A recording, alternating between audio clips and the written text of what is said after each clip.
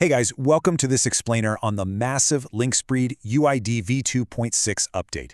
Let's jump right in. Okay, let's dive into this. Because honestly, in high-frequency setups, mere milliseconds just don't cut it anymore. Quick refresher, UID is that self-sovereign identity framework completely bypassing big tech data silos. Its real power? Three things: decentralized auth, zero-knowledge privacy, and total interoperability. So v2.6 is a total game changer. We're ditching basic system logs for incredibly granular API tracking. And this brilliantly illustrates that shift. We're talking true forensic-level data capture now. Literally 1 billion.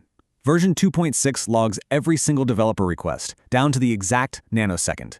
Why so precise? Well, it catches tiny micro-latencies during database lookups, keeping everything blisteringly fast.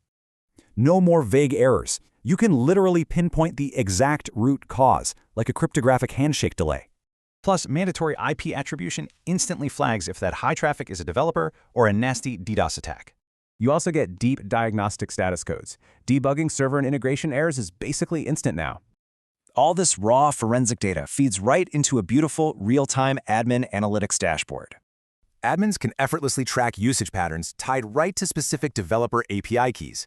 Super useful for resource allocation. What's really interesting here is Linkspreed's strict zero-mock philosophy. Absolute technical integrity across the board. No placeholders, guys. These crazy nanosecond tracking features are baked straight into the core identity kernel itself. So, to sum up, nanosecond precision, mandatory security attribution, and incredibly deep diagnostic analytics. The best part? Version 2.6 is available right now for devs needing that top-tier, professional-grade observability. Leaving you with this: does your current setup actually give you that vital forensic visibility for Web4?